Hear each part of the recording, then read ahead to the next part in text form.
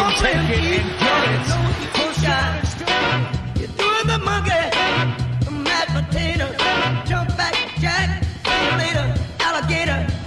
Come here, sister. Here's one for Chase, a bobble, and he got it. That's Higgins and a first down. Hit you hip now, but I can dig the new breeze. He ain't no drag. He's got a brand new bag. Welcome to the number one Bengals podcast. I'm your host, Dadio McDuke. I'm joined as always by John the Brain Sheeran and Dr. Hodgie the Electric Smudgy. Where are we? There we are. And the Cincinnati Bengals Diddling. have got a new bag, John. Bengals got a brand new bag. They've got a new bag. quarterback. They've got a new running back. John, they are back. Chase Brown. Jake Browning. And John, wow. I mean, what a show. What a show that this quarterback put on Monday Night Football. Yes. And Kind of crazy, right? Yeah. A little bit. Yeah. Tell us I how. called the win. I called the win, but I didn't think that it was going to be like this. I didn't think it was going to be this extreme. John, how is it crazy? I mean, who could have seen it coming, right? It's not like any one of us thought that Jake Browning had this in him.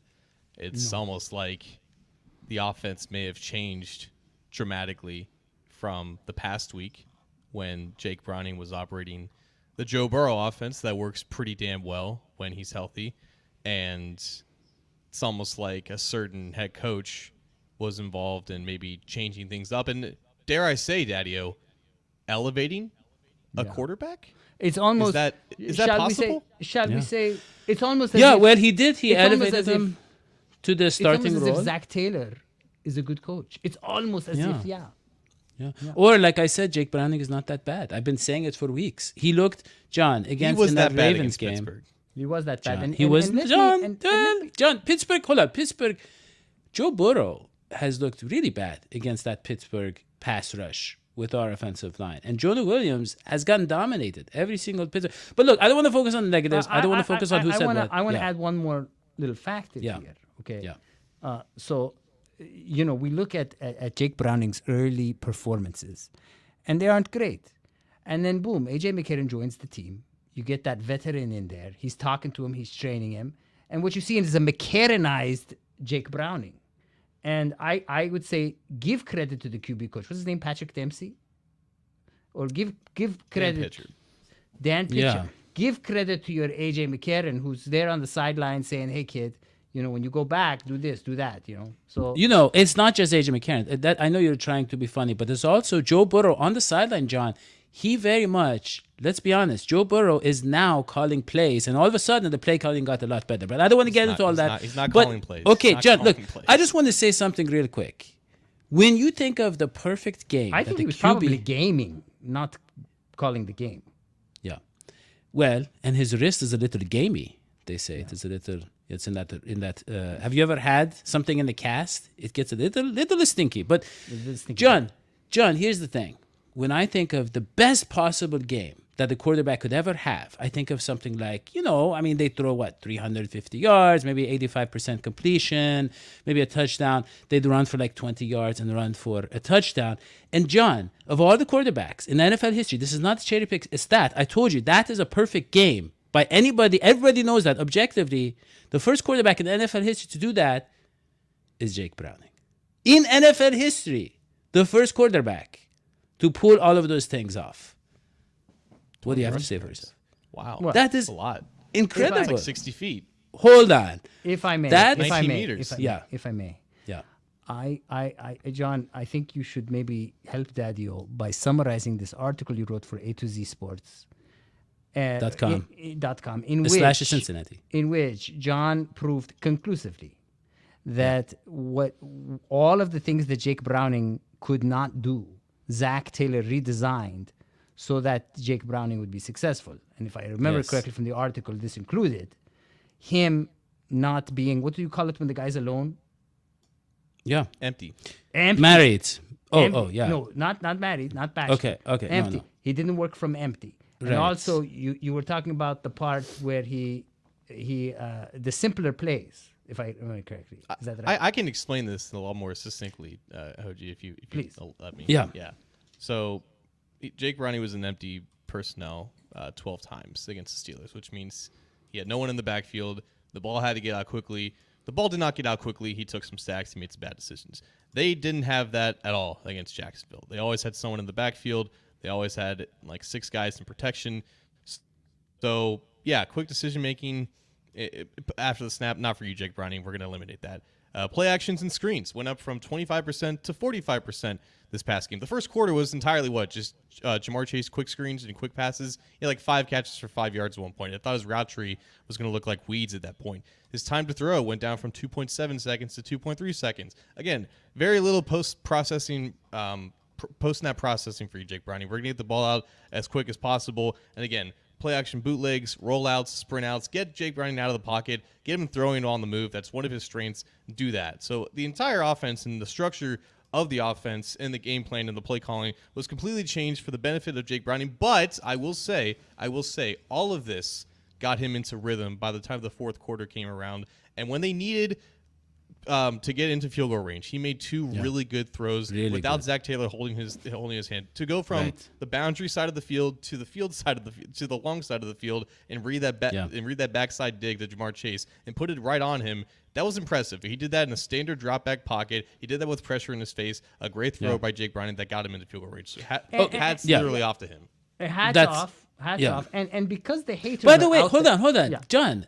I want to say nice hat. First of all, I want to talk about the hat a you little like this? bit.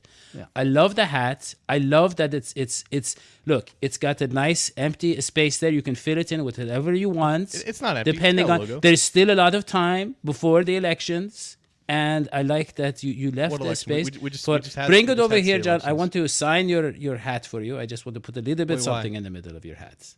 There's Love already it. a lot in the middle. Like you see this logo, it's a flying pig. It represents Cincinnati. This is what the hat represents. Like it's already got something there. I don't know what you're talking about. Love Well, that. Yeah. Going back to my points, there's these Zach Taylor haters out there. And I think if there was one play that gave them the vitriol and ugliness that they needed, that play would be the flea flicker, the failed flea flicker where Boyd threw an interception. And I wanted to talk about that for a second because if you look at the play, it's a failed play. But what would have and should have happened was for Boyd to take the loss of yards, and it wouldn't have been that bad. It's really when the ball is in Boyd's hand, Boyd is supposed to know not to throw it over like 2 or 3 people in the way he did and into the interception. That is not on Zach. Well, the thing on the Zach, and I don't want to linger on this play, but basically the thing is Jake Browning was just getting in the rhythm. The Bengals were in good position. You don't need to take risks in that situation. Yes, but you do. look, I'll tell you John, why. I wanna- I'll tell you why. yeah, He's taking yeah. pressure. This is why they do that, because everything about the getting the running game more, putting Chase Brown in more, all of that was to take the pressure off of Brown. But that kind of play, I feel like it turns the offense, gets it off rhythm. But John, I want to go back, like he said, Chase Brown. I want to go back to that. You were talking about the play calling. I agree. Jake Browning started with barely throwing beyond the line of a scrimmage, right? He was playing very conservatively. He was playing exactly like you have a backup who's trying to hold on to a lead, for instance. He wasn't playing like a guy looking to win the game. And then he had that one big play to Jamar Chase, where Jamar Chase had to, kind of turn and catch it one-handed. And then he had a big play to Trenton Irvin. And then he had a big play to Tanner Hudson. And then, right? And then he got a little bit of a rhythm.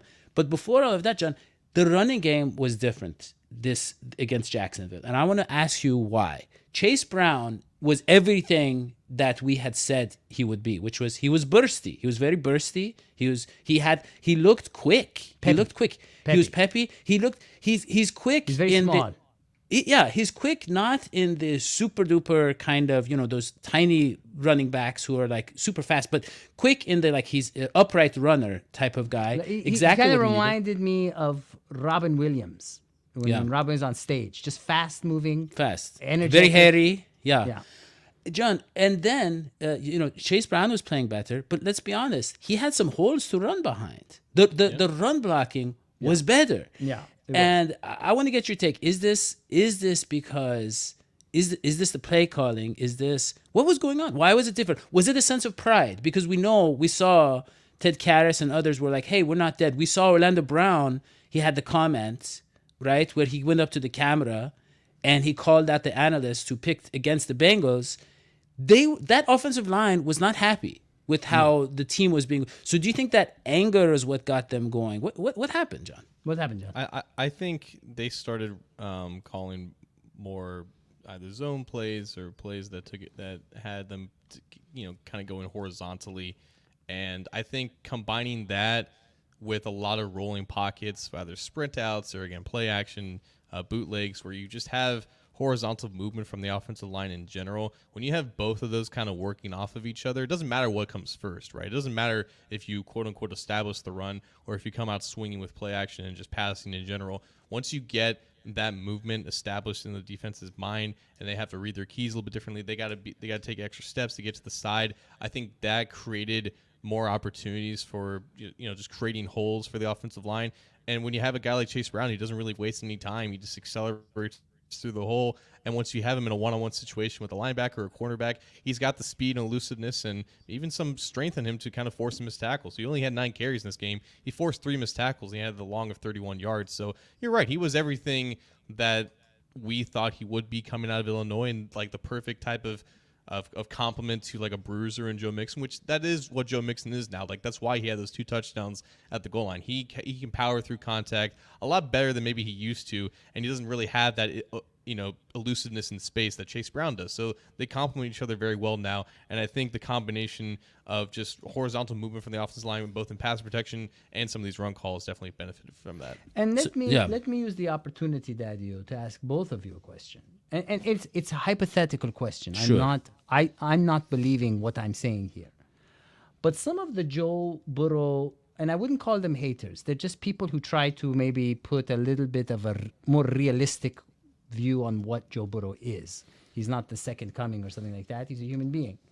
But one of the things that they've been saying about Joe Burrow is that what makes Joe great is he's got your T. Higgins, he's got your Jamar Chase, he's got this situation. Even Tyler Boyd, he's got this situation where if you put any really good quarterback, any great quarterback, they're going to look awesome. And I was watching that game, and part of me was like, I know Jake Browning is good, but you got to kind of respect the fact that he's throwing to these guys who are amazing. I mean, T. Higgins would be a number one But T. receiver Higgins on has any not other team. been that kind of factor this year. I mean, he had, 3 catches, John? This game. He had 3 And catches. the threat of Higgins, I do think T. Higgins is great, but I think it's Jamar Chase who has carried the offense as far as receivers go. He's made Browning look better than he should. That 76-yard touchdown, not many players would, can have that ability. I think that one-handed catch that got Browning going, that was an exceptional play. But anyways, John, the question I have for you is, look, Browning came out and he says... But what about my question, John? Yeah, of course they elevate him. They help him. They support him. But to what extent? To what extent? With Browning, it's a big extent. With Burrow, not so much, because Burrow is incredible. He's the second coming. But what I wanted to say, John... Who? Well, we can't get there. It is... we can't do that on the show. Yeah, it's sacrilegious, John. Believe is a very the Believe broadcast network. Yeah, it's actually they're evangelical, run by evangelicals. Yeah. John, here's the thing. Browning comes out. He says, "Look, I don't want to be the guy who's known for having one good Monday night game. I have to string these back to back. I have to keep doing it." One thing about Browning. By the way, I'm just going to say this as a tangent. Browning is a very proud man. He really believes in his ability. He takes himself very seriously. And my question is, John, how much is that confidence? How valid is that? Can he actually... I don't think he's going to put up 350 yards, many more times this year. But can he play within his limitations, and be turnover free for the rest of the season, or something like along these lines? I don't even know if it's bad decision making that Jake Browning suffers from. I feel like they don't trust him to see the field quickly enough. I think he understands what tight windows are and where to put the ball and where not to. But in terms of just posting that processing, that's just something that he has to continue to develop, and it should develop the more reps that he gets. So, John, that's what happens when you That's have a the bad end of the take. That's show. the that's the That's it. I bad told take. you, Where believe where was the bad bad take. take? bad take. Believe is very serious. You guys got sacrilegious. And that's Yeah. it. Yeah. Sorry, John. They only have your address. I had to put an address for the show. I put John's address. Well, the joke. But- so. John, here's the thing. Jake Browning, he, like you said, he has a lot to learn. Did you see that clip where he didn't even know the Who Dey chant? Where they were like, "Hey, you doing who?" He's like, "Well, how do you say it? What is it?" Let's go get it. Who's singing for us? What is it? Who they think? Who they think? Yes. All right, here we go. Who they? Who they? Who they think will beat them Bengals? Who they? That See, is incredible. Hold on a Yeah. second. Like Yeah. because there's a fine line between confidence and arrogance. And Yes. because Dadio probably doesn't know this fine I- line. I will I love explain it to it. him. Please. So like arrogance comes Yeah. off as confidence, but arrogance is not backed up by any intellectual background. You don't know what you're talking about, but you still, express yourself in a very bashful manner. Confidence is being confident in the knowledge of what you know and then carrying yourself through that throughout your life. So with Jake Browning, I think the recognition of him not knowing what the Who Dey chant was and taking the time and showing the vulnerability of asking what it was and then saying it with Is his chest, arrogance. That is a sign. No, that's not arrogance. Not that's arrogance. Confidence. Right? Confidence. So, Confidence. so Okay. Jake Browning, I think, does carry himself with genuine confidence. Yeah. And of course, Yeah. you want that in your starting quarterback. And I think Yeah. there's with confident people, there is also this vulnerability of saying, "Hey, I don't know this, but I want to learn it so that I can carry myself with more confidence." Yeah. And by the way, I love that. I love it. By the way, he's going to be on the show, and that's actually why Bridget's not here. She's trying to physically drag him onto the show. You can see in this picture. That is she's our sitting own next to him. Bridget Yeah. Junkars Yeah. standing next to. Take him, and she's trying to pick him up, but he's too arrogant or confident to pick up. Did I get it right, John? He's a big Okay, boy. let's move on to the Indianapolis game, John. Colts. Yeah. So the Indianapolis Colts, John. I was doing my research, and they have a couple of really good pass rushers, and I'm looking at their names here. It's the writing is a little smeared. You could probably just say them for us, John. They're pass rushers. They have good pass rushers.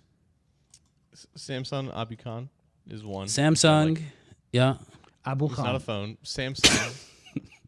yeah. Yeah. DeForest Buckner. Right. He was a 49er Run the back in forest, day. run. Right, right. Grover Stewart, another really Gregory good defensive tackle. Stewart. Grover. Not what I said at all. But a very stacked, underrated defensive line, and that's Yeah. kind of how Gus Bradley builds it, right? Gus Bradley, Yeah. of course, as you know, is the defensive coordinator. He's got a history with Joe Burrow and his family. So Burrow has always been kind of up and down against Gus Bradley defenses. But of Wait, course, he's harassed Joe Burrow's family? that's not what Could I you say said. that? He's- Okay. Just no, keep going. He knows them. Oh, okay. He's got a Because you said he's relationship. okay. Yeah, so there's some of that kind of overlapping, but again, Burrow's not playing, so it'll be interesting to see how Jake Browning does under him. I would say though, like the Colts are not good at stopping the run. They're last in success rate allowed. We just saw a pretty solid performance from both Mixon and Brown on the ground for the Bengals. So if they want to have similar success on offense, if they can't run the ball against the Colts, it might be a long day for Jake Browning. Yeah.